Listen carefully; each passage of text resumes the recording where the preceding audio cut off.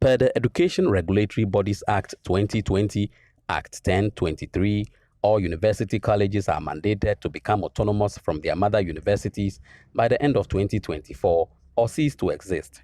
But with 2 years left of the 4-year term given to private universities to charter to become independent, some private university colleges say without government support, they may not be able to meet the deadline.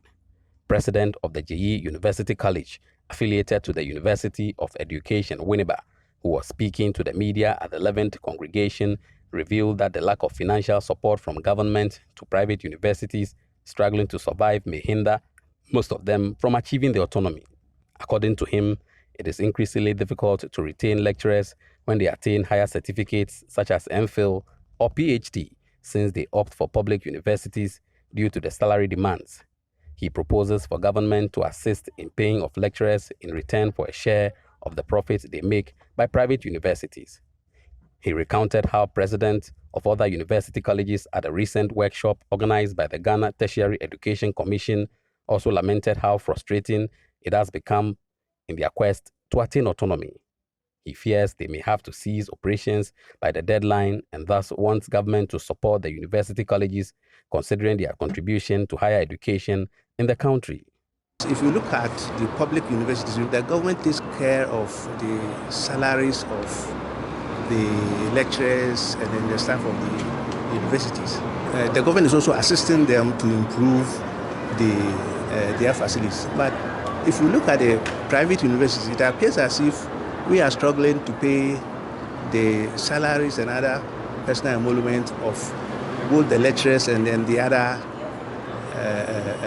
staff.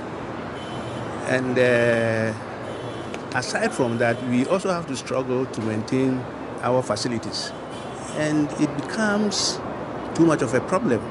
And if you also look at the fact that we have to charge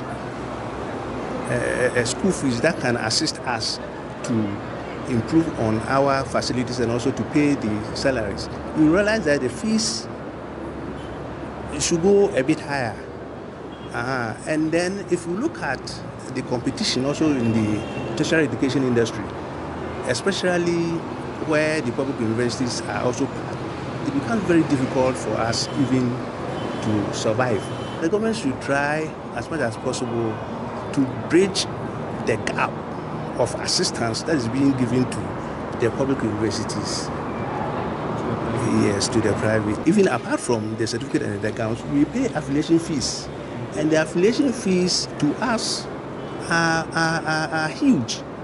If a lecturer in a private university gets, let's say, MPhil or PhD, because it will be difficult for us to pay him or her, he will just leave for the public university. But the public universities, all that they need maybe to show to the government is that maybe they need the staff.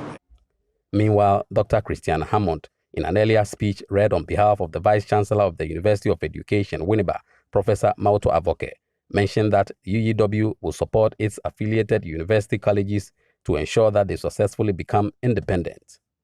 The implication of the Education Directory is that pretty soon JUC may have the presidential charter. That is what we are all hoping for. All the processes to attain that is ongoing, and we, the University of Education, Winneba, is readily available to provide our unwavering support to ensure that this dream comes to a reality.